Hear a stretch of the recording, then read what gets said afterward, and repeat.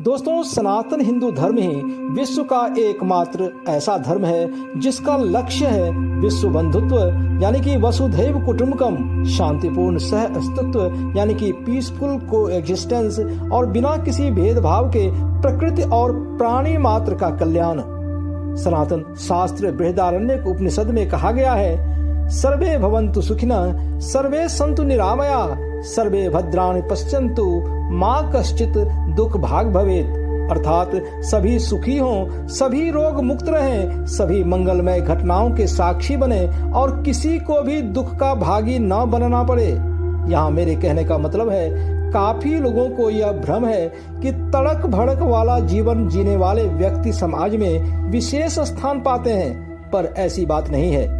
इससे तो केवल अपने अहंकार का ही प्रदर्शन होता है। जीवन में जितनी ही तड़क भड़क यानी कि पॉम्प एंड शो बढ़ेगी, हमारी इंद्रियां उतनी ही चंचल हो उठेंगी और हमें अनैतिक कार्य करने पर मजबूर करेंगी।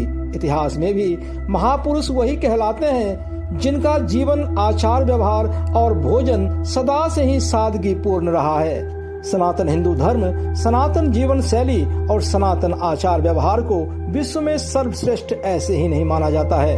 इसके पीछे हजारों वर्षों का त्याग, तपस्या, अनुसंधान यानी कि रिसर्च और बलिदान छुपा हुआ है, जो इसके बट वृक्ष के समान फैलने वाली विशालकाय स्वरूप का आधार स्तंभ है।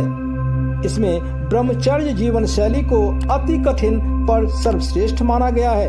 गृहस्थ जीवन में स्त्री प्रसंग को लेकर अनमोल विचार व्यक्त किए गए हैं। साथ ही आत्मसंयम, मातृभाव और सादा एवं संयमित जीवन शैली के महत्व को भी दर्शाया गया है।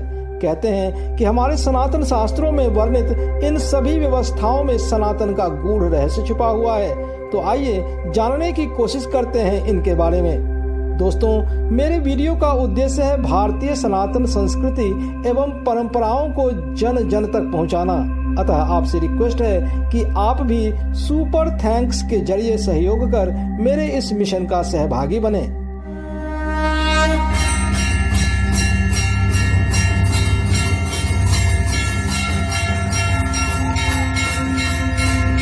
दोस्तों नमस्कार, मैं प्रदीप झा। मेरे इस दिव्य नॉलेज चैनल में आपका स्वागत है। आगे का वर्णन करने से पहले आपसे रिक्वेस्ट है कि आप मेरे इस वीडियो को लाइक व शेयर करें तथा चैनल को सब्सक्राइब कर बेल आइकन जरूर दबाएं। दोस्तों, बार बार स्त्री प्रसंग व्यक्ति को बलहीन, बुद्धिहीन और श्रीहीन बना देता है, क्योंकि वीर्य क्षय सीधे तौर पर मनुष्य के सामर्थ्य को प्रभावित करती है और उसका शरीर सीधे तौर पर रोगों को आमंत्रित कर बहुत ही दुर्बल होकर अंत में मृत्यु का ग्रास बन जाता है। हमें प्रसिद्ध दार्शनिक सुकरात के इन प्रसिद्ध वचनों को सदा ही याद रखना चाहिए। जब सुकरात से एक व्यक्ति ने पूछा कि पुरुष के लिए कितनी बार स्त्री प्रसंग करना उचित है, तो उनका उत्तर था, जीवन भर में केवल एक बार। उस व्यक्ति ने फिर पूछा कि यदि इससे तृप्ति न हो सके तो? सुकरात का जवाब था, तो वर्ष में एक बार स्त्री प्रसंग कर लें। फिर जब उसने कहा कि यदि इससे भी तृप्ति न हो सके तो उत्तर मिला कि फिर महीने में एक बार प्रसंग कर लें। और जब पूछा कि इससे भी मन न भरे तो जवाब मिला कि महीने में 2 बार करें, पर इससे शीघ्र ही मृत्यु आ जाएगी। और फिर जब उस व्यक्ति ने पूछा कि यदि इतने से भी मन ना भरे तो सुकरात का उत्तर सुनने लायक था। उसने कहा कि ऐसा करें कि पहले अपने लिए कब्र खुदवा लें और घर में कफन और लकड़ी लाकर तैयार रखें और उसके बाद जो इच्छा हो करें। दोस्तों, सुकरात के ये वचन निश्चय ही बड़े प्रेरणादायक हैं, क्योंकि वीर्य क्षय के द्वारा जिसने भी सुख लेने का प्रयास किया है, उन्हें घोर निराशा हाथ लगी है। काम भोग द्वारा कभी तृप्ति नहीं होती है और यह अमूल्य जीवन व्यर्थ ही चला जाता है। सनातन शास्त्रों में वर्णित राजा ययाति की कथा तो आपने अवश्य ही सुनी होगी। यदि नहीं तो मैं बताता हूँ। राजा ययाति की कहानी महाभारत के आदि पर्व भागवत पुराण और मत्स्य पुराण में बताई गई है। महाभारत काल में राजा ययाति एक चंद्रवंशी राजा थे। उनका विवाह दैत्य गुरु शुक्राचार्य की बेटी देवयानी से हुआ था। विवाह के बाद दैत्यों की राजकुमारी शर्मिष्ठा भी देवयानी के साथ दासी के रूप में ययाति के यहाँ आई थी।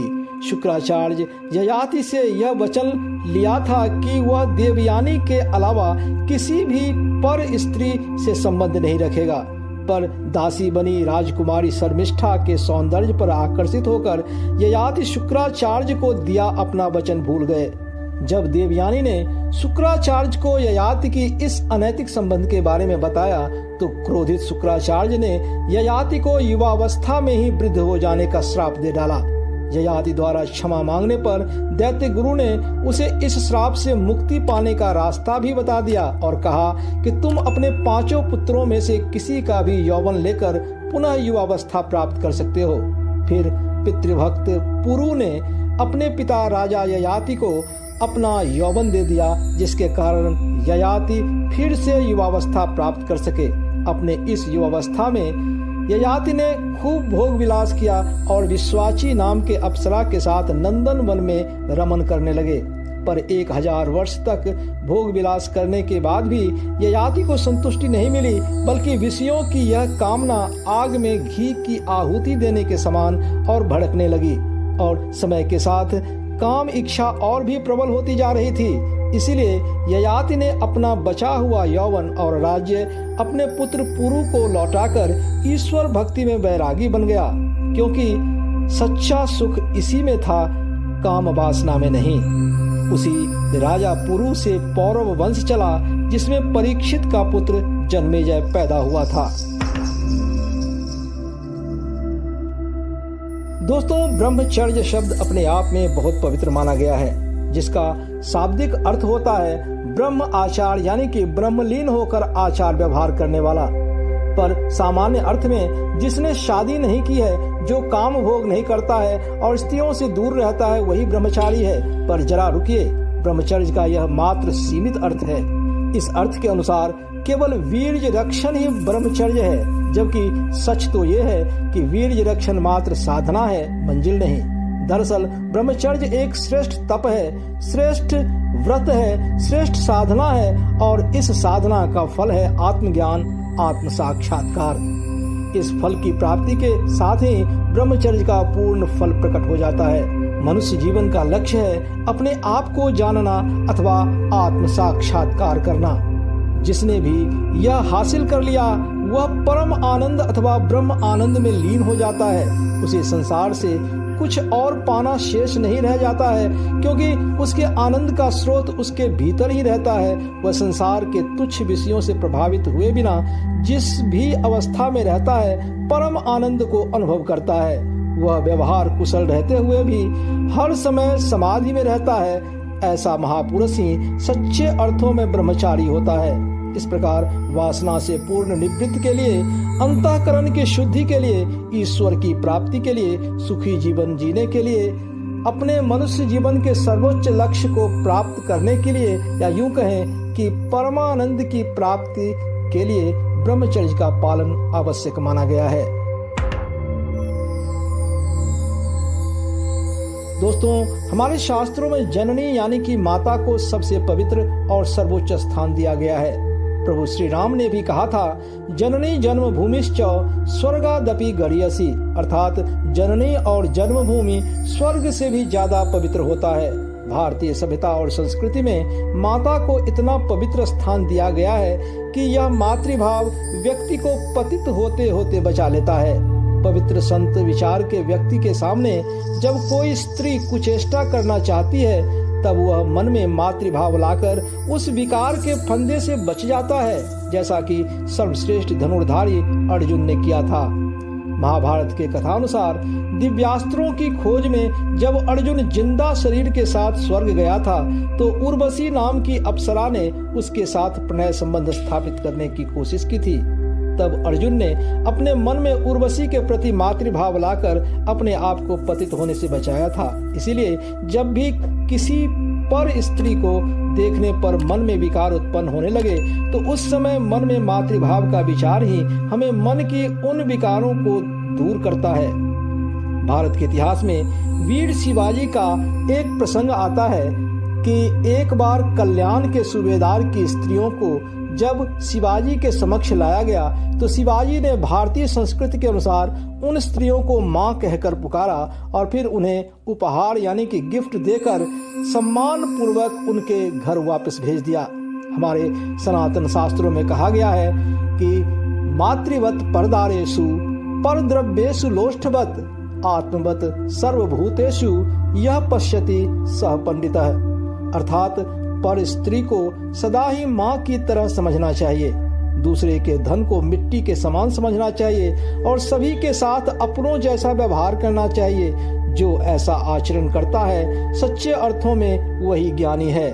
कहने का तात्पर्य यह है कि पराई स्त्री पर कभी भी गलत नजर नहीं डालनी चाहिए और उसका अपनी माँ के समान सम्मान करना चाहिए। दूसरों के धन संपत्ति पर भी गलत दृष्टि नहीं डालनी चाहिए और उसे मिट्टी के समान समझना चाहिए। अपनी मेहनत से अर्जित की हुई धन संपत्ति को ही अपनी संपत्ति समझनी चाहिए और सभी के साथ समान अच्छा व्यवहार करना चाहिए। यही समझदारी की पहचान है।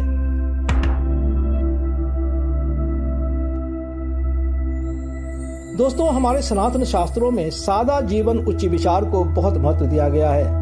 यदि हमारा विचार सर्वे भवन्तु सुखिनः सर्वे सन्तु निरामया वाला है तो इसके पीछे सनातन के इसी सादा जीवन उच्च विचार वाले सिद्धांत का हाथ है। प्राचीन काल से ही हमारे संत ऋषि मुनि साधारण रूप से वन में अथवा एकांत स्थान पर जाकर साधना करते रहे थे, जिसके कारण मानवता की भलाई के लिए वे कई अमूल्य चीजों की खोज कर पाए, क्योंकि उन्होंने अपना जीवन पूरे सादगी से जीकर अपने को विश्व कल्याण के लिए समर्पित कर दिया था। हमारे शास्त्रों में प्रकृति के 3 गुणों का उल्लेख है। पहला है सत्व गुण। ऐसे गुण वाला व्यक्ति जीवन सादगी से जीता है, स्वास्थ्यप्रद भोजन करता है, मीठे वाणी बोलता है और सदा ही सबके भलाई के लिए सोचता है। दूसरा गुण है रजगुण। ऐसा व्यक्ति राजसी प्रवृत्ति का होता है। वह तड़क भड़क वाली जीवन जीता है, जीवन में सफलता पाने के लिए शाम दाम दंड भेद का रास्ता अपनाता है, स्वार्थी प्रकृति का होता है और ज्यादातर तामसिक यानी कि मत्स्य मांस मदिरा का सेवन करता है और उसके वाणी से अहंकार की बू आती है। और तीसरा गुण है तम गुण। ऐसे गुण वाला व्यक्ति नीच कार्य में प्रवृत्त होता है, उसे बात बात पर क्रोध आता है, वह दूसरों से ईर्ष्या जलन करता है, हर वक्त लड़ाई झगड़ा के मूड में रहता है और चटपटा मसालेदार भोजन, मदिरा, मांस का सेवन और स्त्रियों के साथ व्यभिचार ही ज्यादा पसंद करता है। वह परिवार और सभ्य समाज के लिए बोझ बना रहता है। इस प्रकार से आपने जान लिया है कि सादा जीवन उच्च विचार ही सात्विक जीवन शैली है, जो सदा ही परिवार, समाज और विश्व के लिए भलाई का कार्य करता है। सनातन जीवन व्यवस्था का यह वर्णन निश्चय ही आपको अपने व्यवस्था पर गर्व करने का अनुभव करा रहा होगा। हमारी आने वाली वीडियोस में ऐसे ही भारतीय सनातन संस्कृति और विरासत के बारे में विस्तार से बताया जाएगा। अतः आपसे रिक्वेस्ट है कि आप मेरे इस चैनल को सब्सक्राइब कर बेल आइकन जरूर दबाएं। गर्व से कहो हम हिंदू हैं। जय हिंद, जय जय सिया राम।